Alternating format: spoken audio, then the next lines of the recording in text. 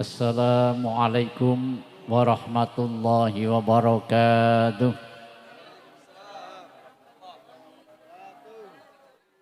Nggih, niki ra'atuh men nggih jamaah nggih. Alhamdulillahil qail wa huwa asdaqul qailin.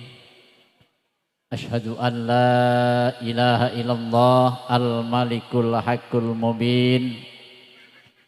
Wa ashhadu anna Muhammadan abduhu wa rasuluh sadiqul wa'dil amin. Allahumma sholli ala hadan nabil karim sayyidina wa maulana Muhammadin wa ala alihi wa ashabihi ajma'in. Wallahu ta'ala fi kitabihil karim bismillahirrahmanirrahim. Wa may yashkur fa innama yashkuru li nafsihi wa man kafara fa innallaha ghaniyyun hamid. Wala nabiy sallallahu alaihi wasallam khamsun minal fitrah al-khitanu wal istihadadu wa qastus saribi wa taqlimul adhafiri wa natful ibati. Sadaqallahul azim wa sadaqa rasulul karim.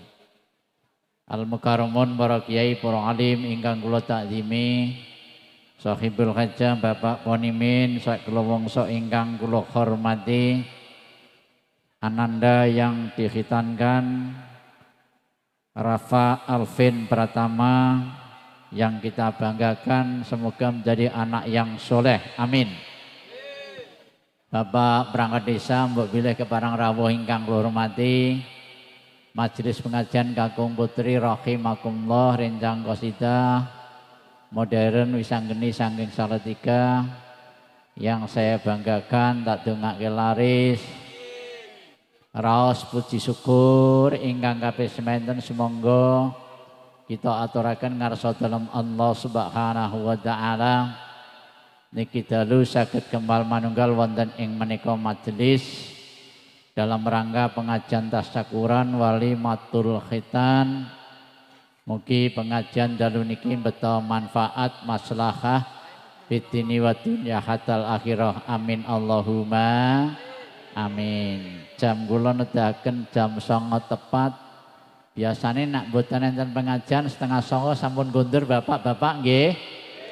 Mengke sak cekape nggih. Kan enjang-enjang siang tasih jagongan malih. Mila mau balik sing bijaksana niku ngendikane Pak Suratman wau nak ngaji gatekke jam. Kan ngoten to nggih? Kesuwen ya ora apik, tapi nek nek sajam nang dadak wah kan ya kebangetan, ngoten to nggih? Insyaallah nak model mriki kula mun apal riyen pun ate suwan daleme bapake Pak Sukiman apa sinten nggih? Riyen nggih mriki niki manten sore, dalu niki mriki ndik besar nggene Pak Bagong mriko satu paket nggih. Pun ngersake campur sari dangdut oke kula nggih ndak apa-apa. Cocok napa cocok? Sholawat cocok nggih. Monggo kita mau sholawat sareng-sareng nggih. Do elingo iki zamane wis tuwa. Tuntunan agama dadi anggap kuna. Lakonono ajarane wali songo sing ra kersa aja nyacat aja ngina. Allahumma sholli wa sallim ala sayyidina wa maulana Muhammadin.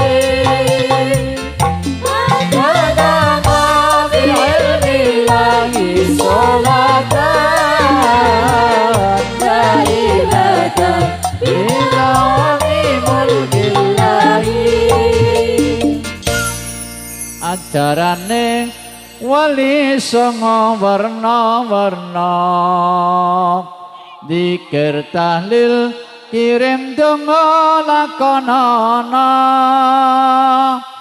maca Quran lan sholawat kulinana, ziarah kubur aja nganti dilalekno.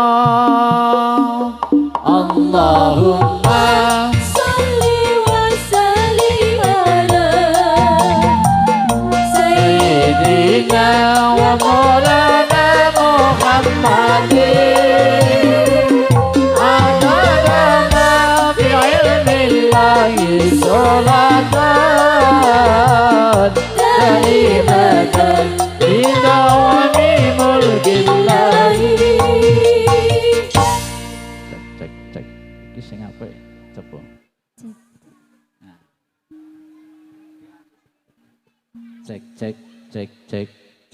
Cek padha mawon. Oh kuwi nggih tapi nggih. Cek. Nggih, alhamdulillah radi lumayan iki mriki nggih. Cemburu santri katur biarsa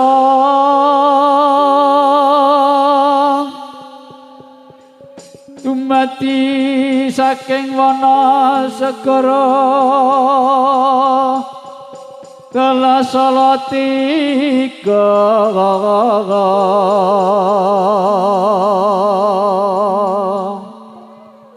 nurut jati jeng Sunan Kalijaga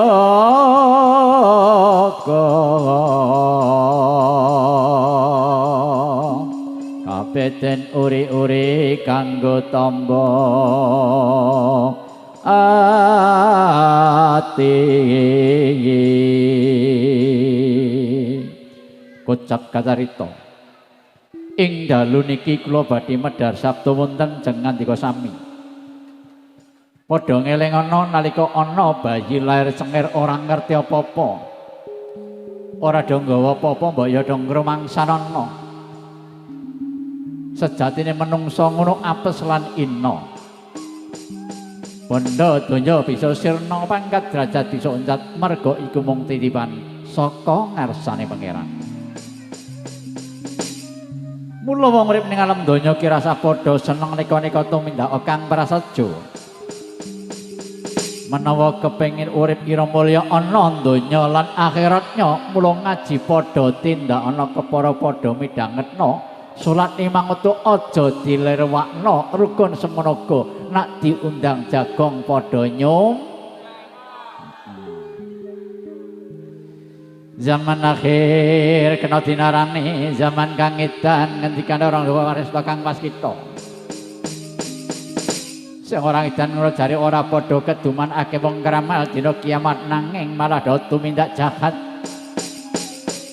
Wong nekat bisa berkat akeh lanat yo akeh pengkhianat.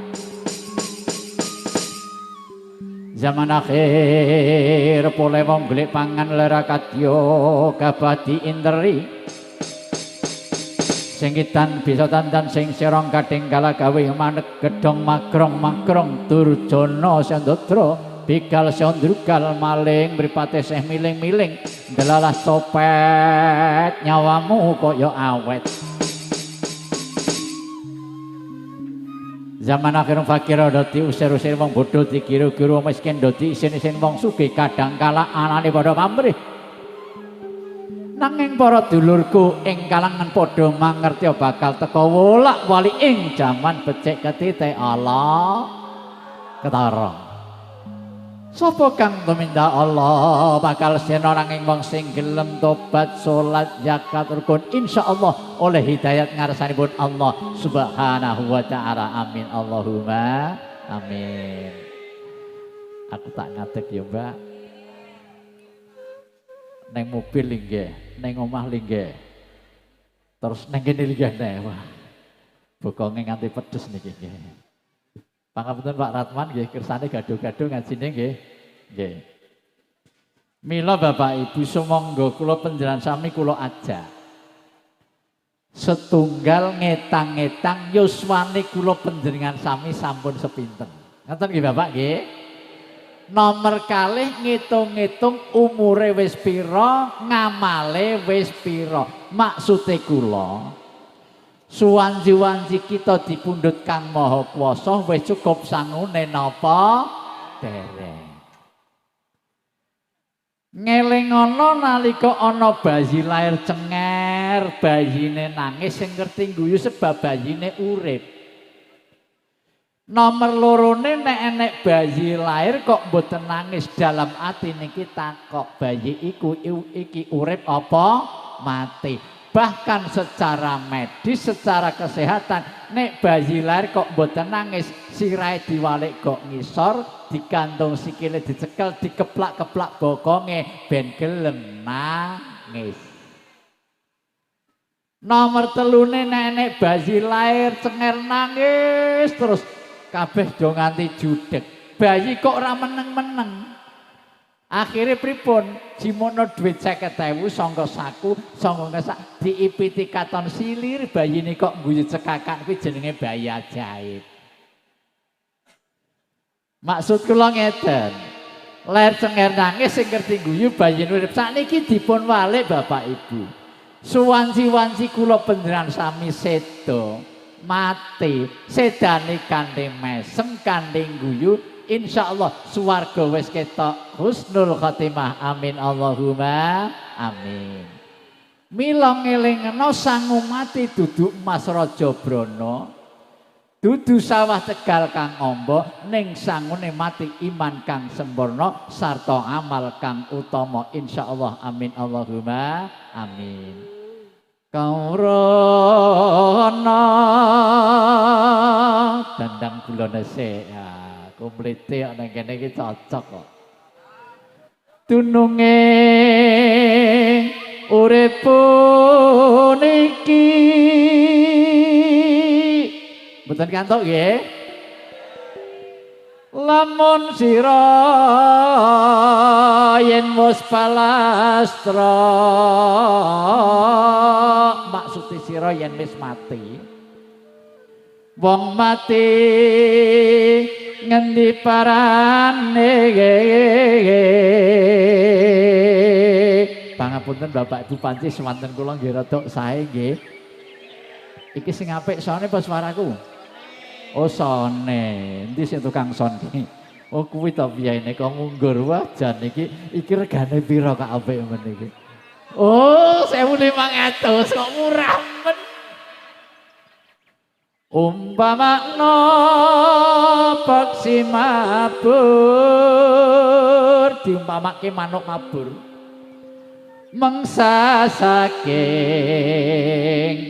kurungan neti manuk mabur lunga saka kurungane jiwa ninggalke raga nyawa ninggalke badan sowan pring yang agung. Umpama wong lunga sanja diumpamake bapak ibu sanja nurut banyu jagung layat yen sinanjang wajibe bali nggih bali ta nggih Pak nggih bar jagung bali bar nurut banyu bali ning urip niki ya bakal bali hakikate bali nyang ndi bali neng ngisor semboja. Yo tibake ngagem ali-aliku. Iki Pak Suratman seneng basa ngeten iki. Niki sepupe mriki. Yo. Ya sing sregep gone ngaji mestine iku sira tingkatekno besok kanggo sangunyang akhirat sowan mrenggan maha kuwasa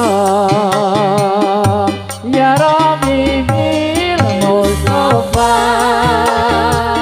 balik maqam asidana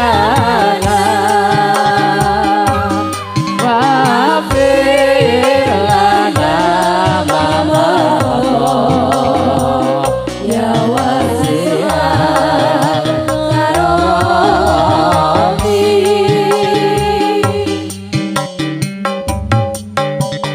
yeah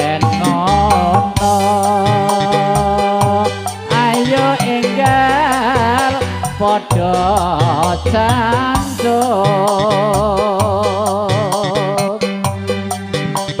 yen ngono ayo enggal padha nurut apa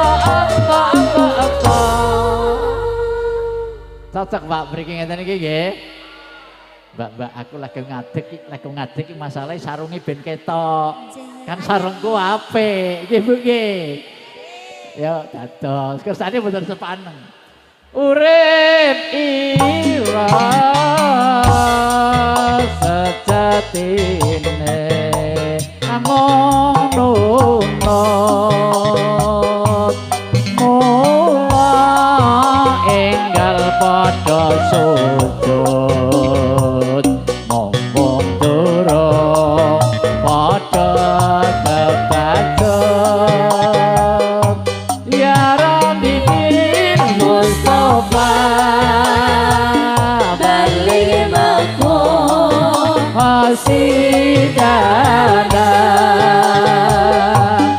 wafir lana ya wasiat kalongi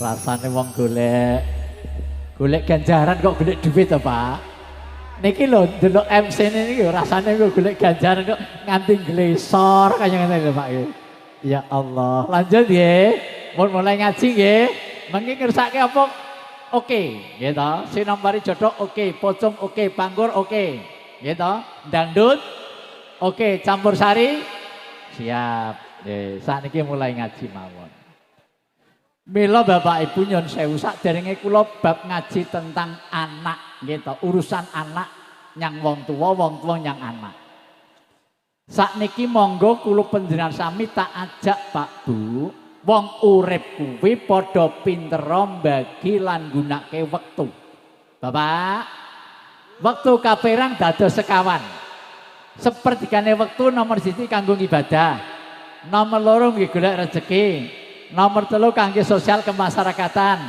nomor 4 kangge silaturahmi ibadah enten werni kalih setunggal ibadah mahdhah nomor kalih ibadah muamalah nah wujute ibadah mahdhah niku napa siji salat 5 wektu poso wulan Ramadan nindakno zakat tindak haji tindak umroh tapi nek kuwasa ning ngeten amit sewu ana wonge Islam nggih to nggih KTP-ne Islam kakane Islam mantenan cara Islam tetakan cara Islam ngono gak gelem salat 5 wektu enten mboten kalangan iki ya ana niki wonge ya mangke jagong sing dikira-kira ya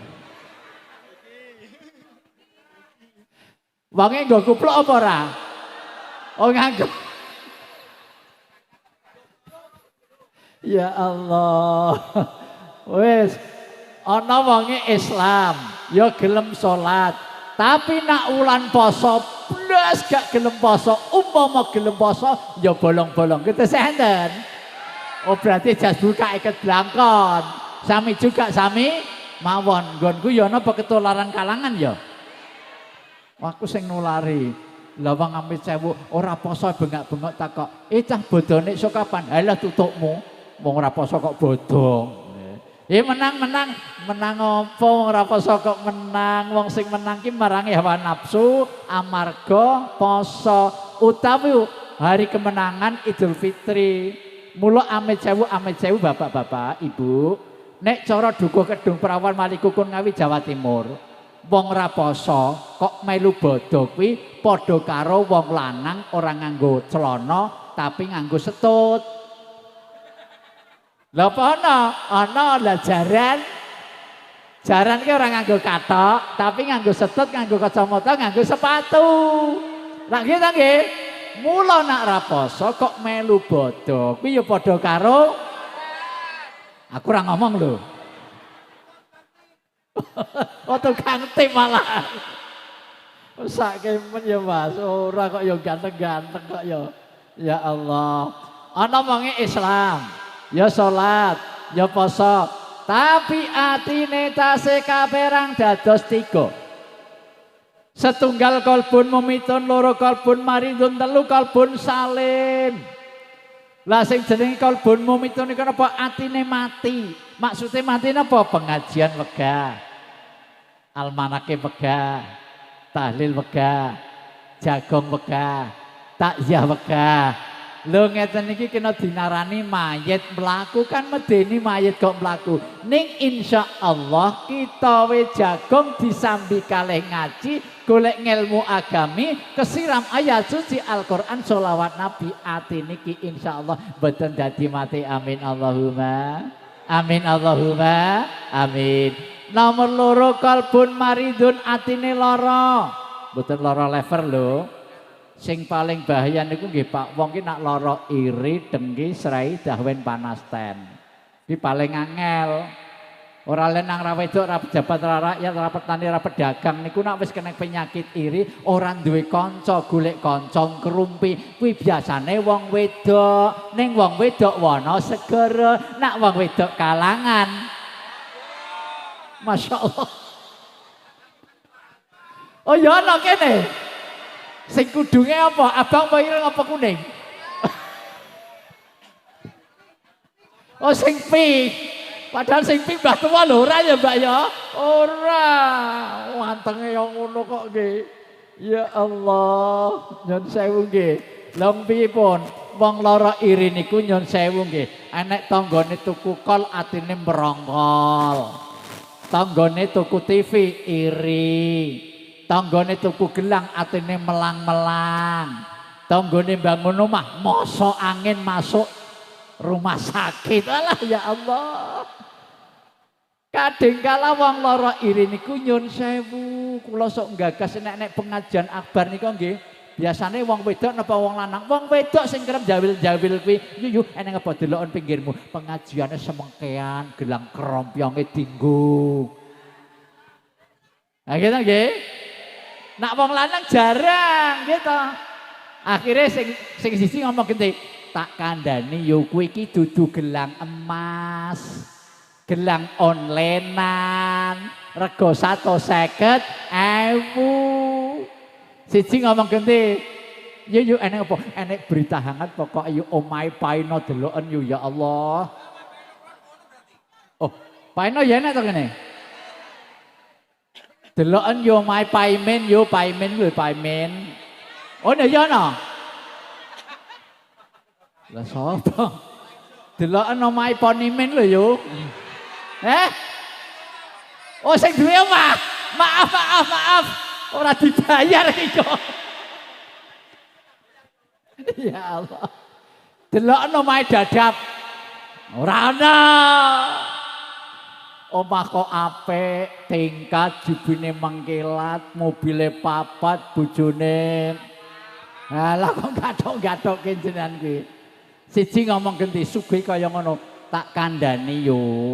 Dadap ki wonge ora kerja. Lah kok sugih? Aku ngerti dhewe tak titeni pokoke dadap kuwi anggere pendak malam Jumat Kliwon, bar maghrib wis mangkat karo bojone ning Gunung Kemukus golek babi ngepet yo.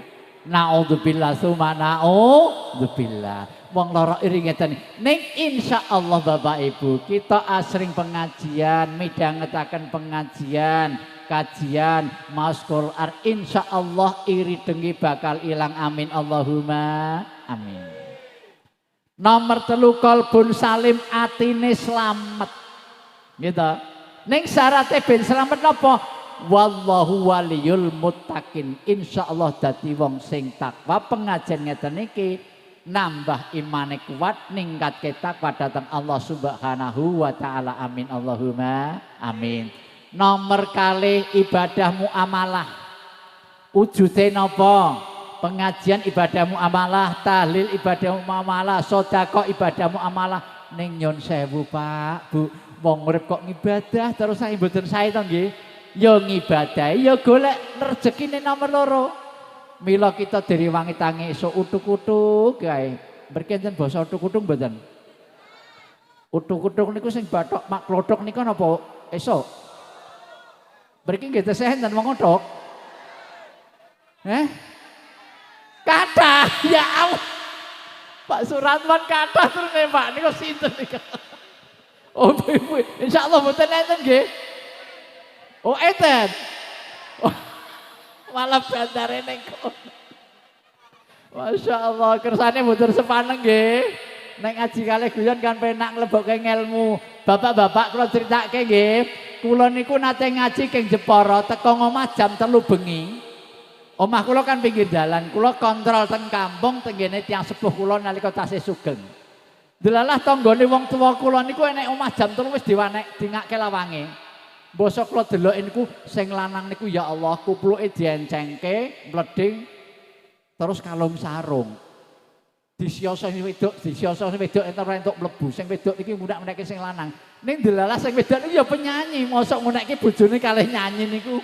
Mas kowe wis mari saben dina Mas kowe main kertu judi lali anak lali bojo ora tau bali sing ning omah bendina mung brebes mili enak ta nggih Mas mbok wis tobat kertu judi iku ndadekno maksiat mumpung durung telat ayo padha tobat insyaallah uripmu bakal nikmat terus tak rungokke sing lanang jawab aku janji Dik aku janji sing wedok jawab pret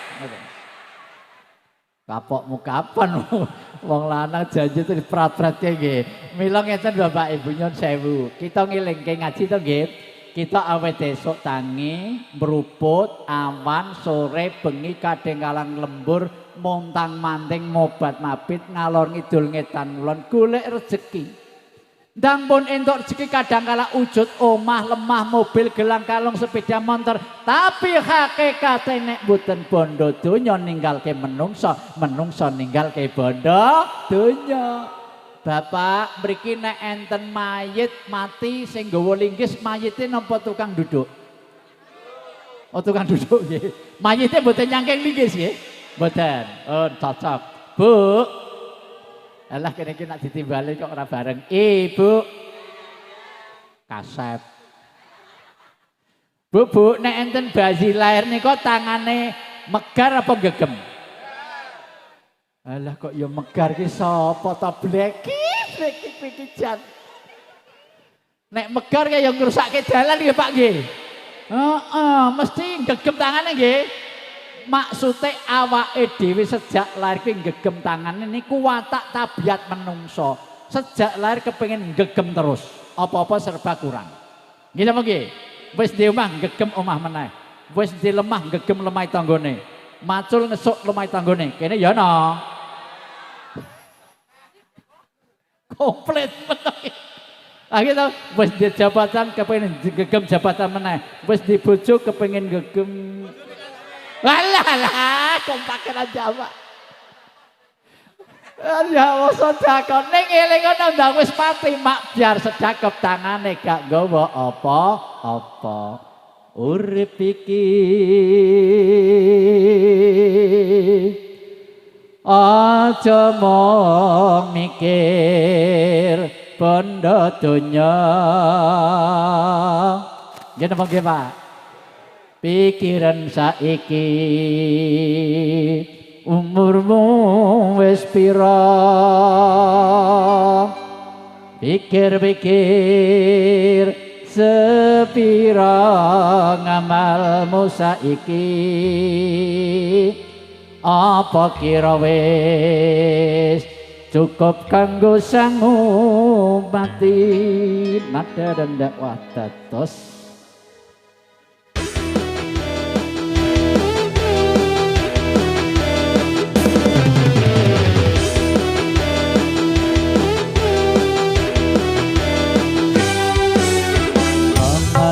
padha eling saiki urip iku padha ngati-ati sira durung ketekanan batin ora padha ibadah lan ngaji Cinta no sholat lima sujud marang Kang Maha Suci Ngadahi cinta gandeng wedalipun sampun dalu kula pitados jenengan tasih kurang kepeksa pengajian badhe kula lajengaken. Oh, lah kok ngono. Berarti deg-degan ya jenengan nggih. Lah wong nembe 35 menit tak wisi nada dakwah ya kono kene we adong, bayarane we ya. Nggih to nggih. Mosok ora nek sak jam aku yang yo pekewuh teko dihormati, cawis apa-apa cawise wong kiai mulai barang ijek disak. Kompake sedulurku kene ya Allah. Bu, dereng ngantuk, Bu. Bapak mengke ngajine dugi jam pinten, Bapak? Jam 12 ki. Kowe do mateni aku ya. Insyaallah mboten nggih. Sing penting ikhlas nggih. Pun diniati ngaji. Pingane dalu kula dugi griya ya setengah loro. Saking Pondok Al Istiqomah Sragen Mondokan.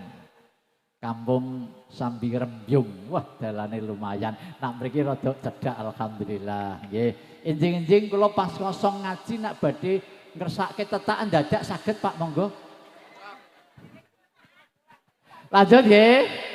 Kanjeng Nabi Muhammad sallallahu alaihi wasallam dika min hakil waladi alal waliti salah satu asya setengah saking kewajibane wong tua marang anak iku ana telung perkara bapak-bapak ibu kewajibane awake dhewe nyang anak telung perkara sing penting nggih setunggal napa ayu sinas mau idza wulida menehi tetenger menehi jeneng nalika anak iku wis dilairno asma kinarya japa aja angger-angger jenengke anak sebab jeneng anak ki berpengaruh.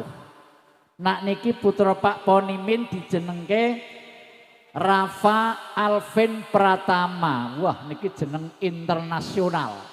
Ya ta nggih. Bab nyun sewu ana bedane wong tuwa mbiyen kalih wong tuwa sakniki. Nek wong tuwa mbiyen niku jenengke anak saanggere apa meneh gampang dititeni angger metune dina Ahad, dina Minggu, nek lenang utawa wedok ya ngatinem, ngatiyem, ngateno, ngatiman, ngadenan jare sing ngeden tenanan. Nggih to nggih? Ana meneh, wah ben diarani pinter basa Arab, anake lair cenger lanang, jenenge Nurul Jahanam. Lah nurule apik jahanam kan neraka. Nek wong tuwa sakniki modern jenenge anak ana meneh lairi anak Senin Pon bulan Juni. Wah jenenge Joni Ponsen. Joni iki Juni Pon iki pasarane Sen ki Senen. Mila leres ature Pak Sukiman iki Pak Mudin iki wonten nggih. Niki ndongake si muga-muga putra pratama niki Rafa niki dadi bocah sing pinter, mikul dhuwur, mendem jero. Niki donga cara Jawa. Mikul dhuwur kuwi ngluhurake asmane wong tuwa, njunjung derajate wong tuwa, nggih ta? Mendem jero pondasi imane kuat. Mila dienekno pengajian ngundang kaya ngeten iki insyaallah si putra Rafa niki lumintu ilmu agami dados putra ingkang soleh amin Allahumma amin kala ulat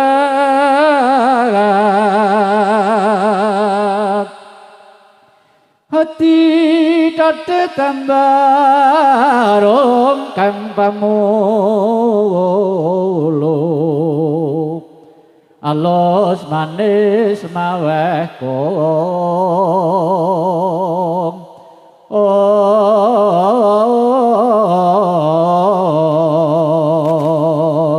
sembodoken adedet mondorangkong Tatya pantes malatku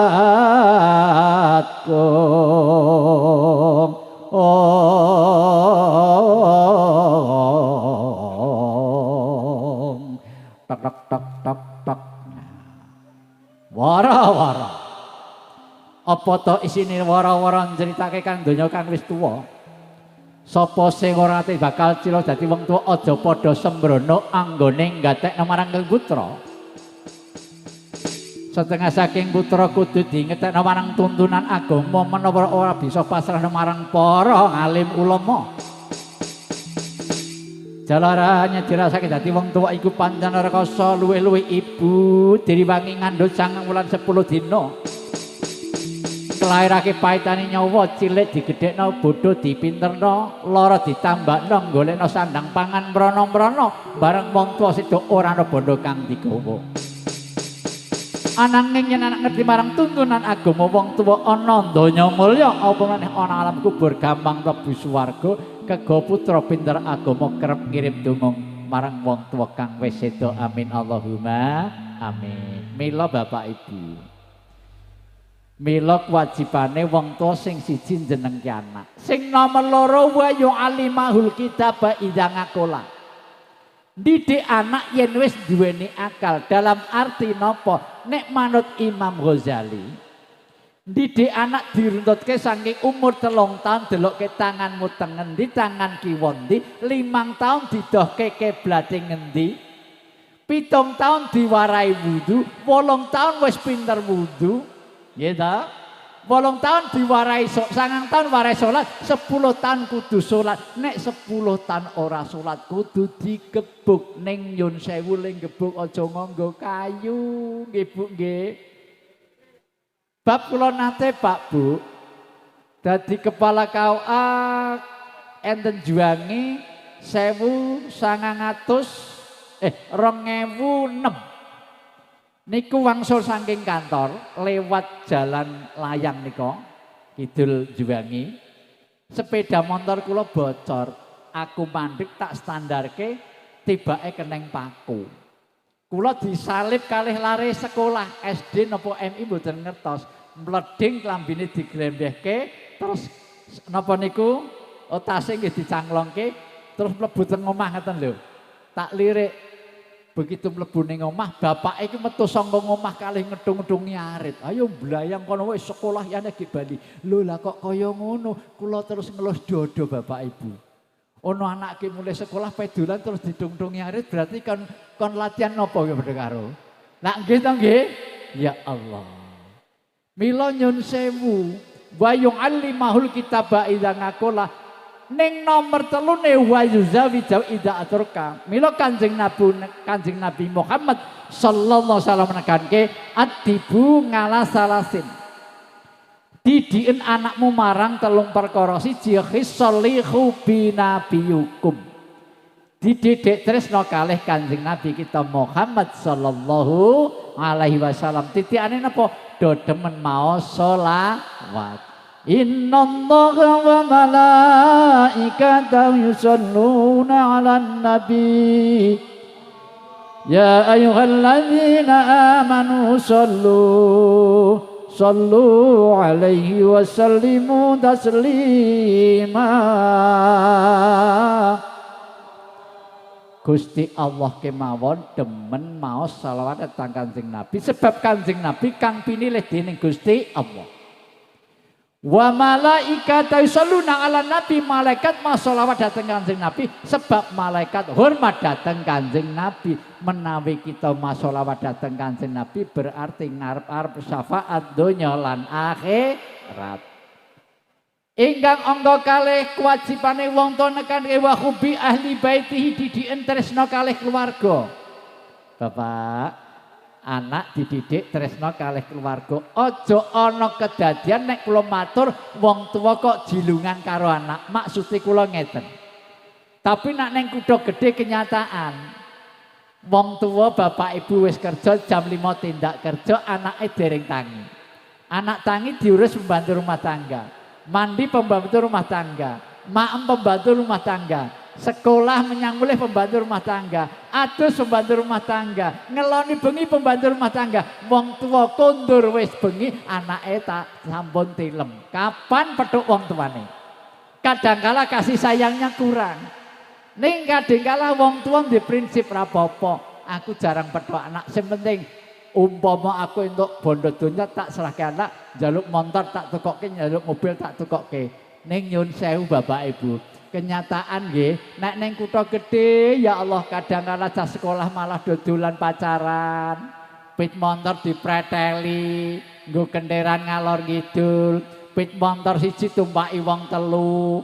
Lanang tengah, kancane wedok tengah, lanange ngarep, kancane wedok tengah, mburi lanang meneh. Mula kula gagas perawan-perawan saniki gampang lemu sebab dikompos ngarep karo mburi.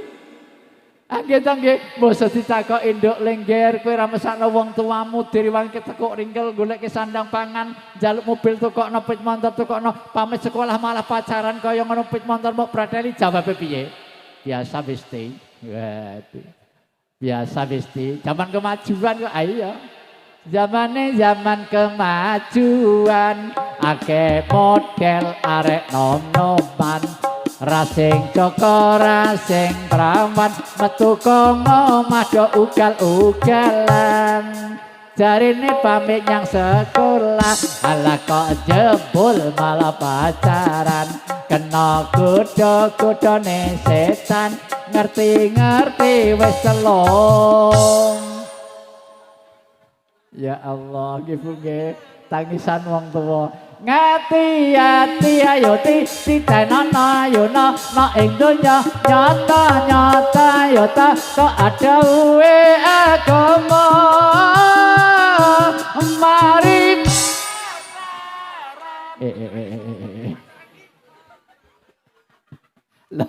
Lah penyanyi ya pinter nggih ya Allah. Ya kudu ngono kuwi wong dibayar kok jenengan kok ya.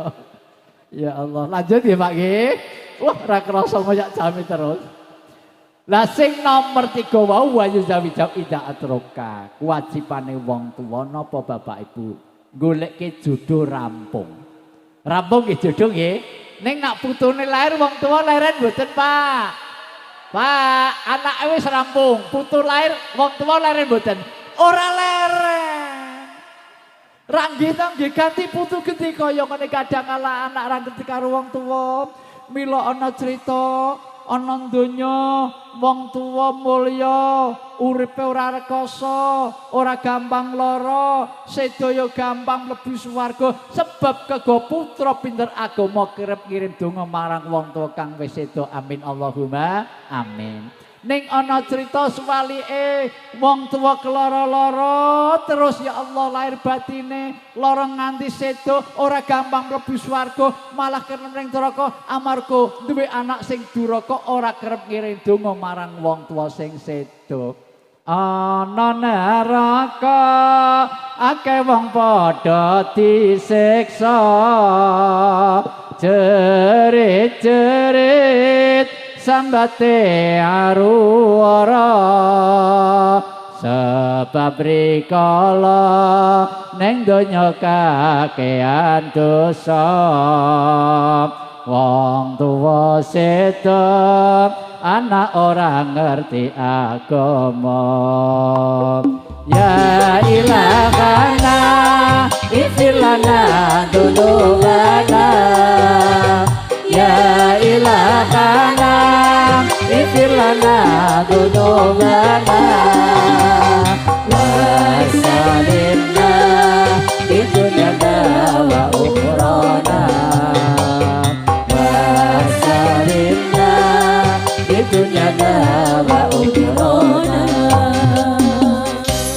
Ngeten niki nak wong kokean dosa gampang mlebu neraka. Mila nggen apa kae nggo nyanyian umami apa kae? Jerang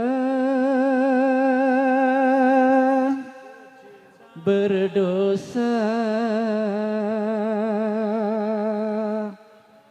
jera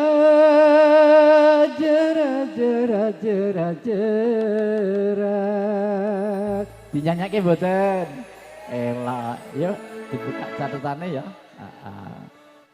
Padamu ibu bapak, ku sampaikan selalu. Dados yuk tak ngombe dhisik.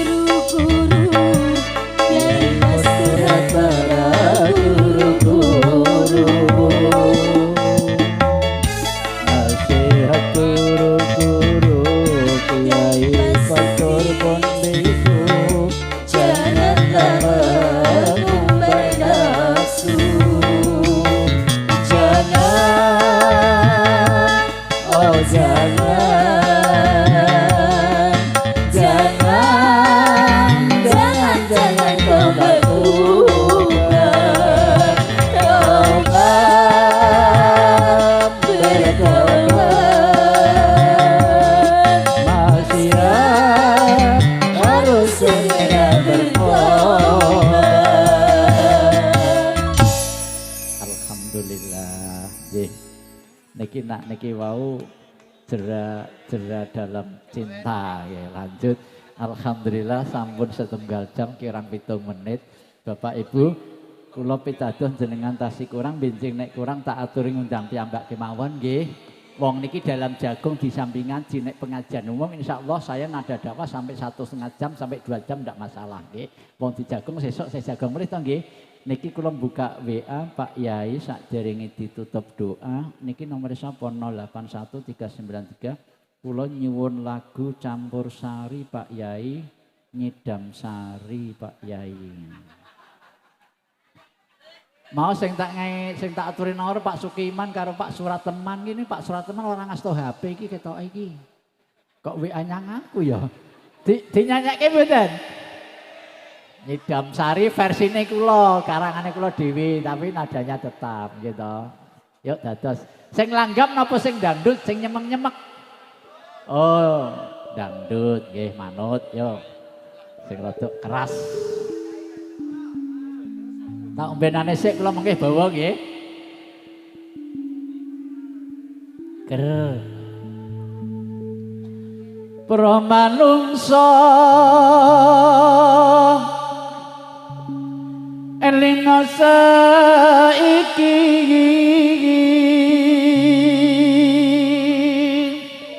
son kaya ngene iki wis pokoke jan wis elok tenan jan wis ngati-ati urip ana donya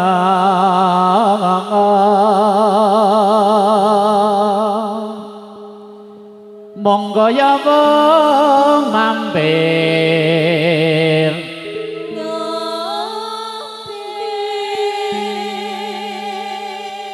pas ono sing ngombe aku sing ngombe ora lagu iki ngono ngombe akeh ngombe gitu mula saka ndi ngombe mula ngibadah iku sujud mringkang Maha Suci salat wajib ping 5 sarina lan telu Mbak iki bapak-bapak iki do mudo raos. Ki suarane kaya ngono kira-kira regane pira ya? Mirah Pak Yai. Mirah. Teko ngendi mau terus lari. Ngatoi tindak anggara manut dawuh Kanjeng Nabi kang sayekti bekti marang ulama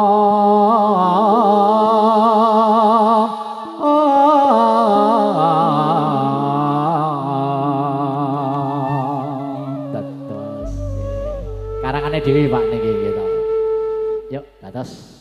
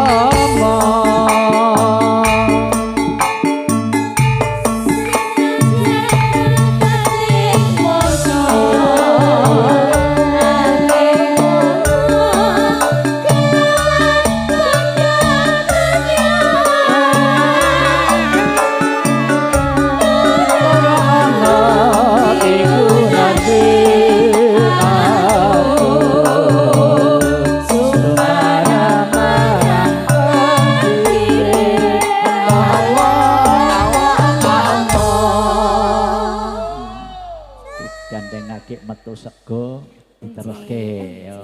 Pepeling.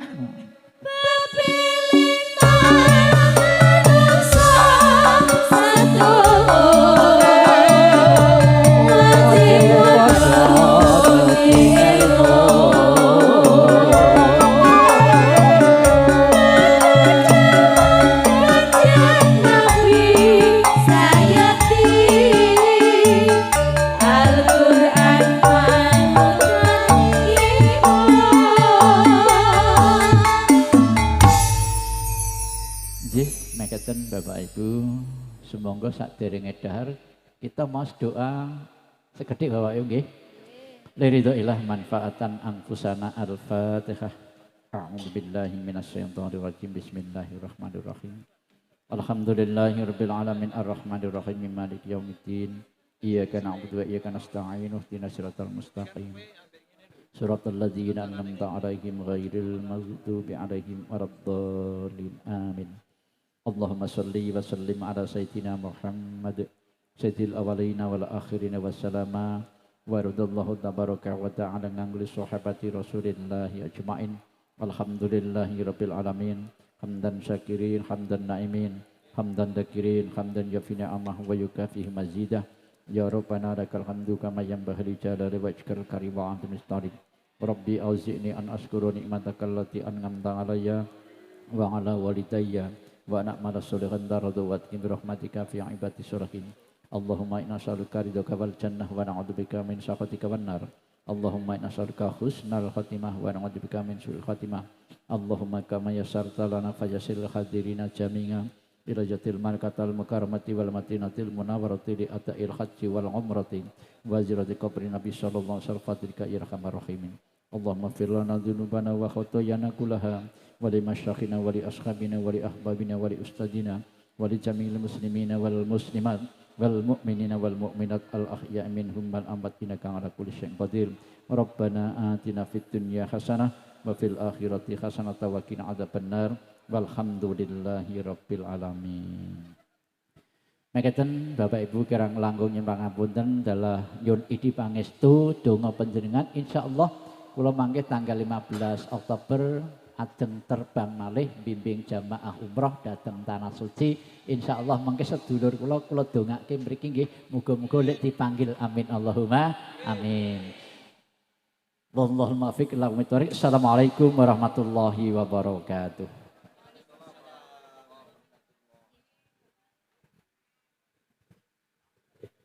Mekaten baga tausiah waidah hasanah nada dan dakwah sedangkan Romo Kiai Haji Ahmad Sukahair SAG Mustafa mugi-mugi punapa ingkang sampun kaaturaken kula panjenengan sami saged mendhet hikmahipun amin Allahumma amin.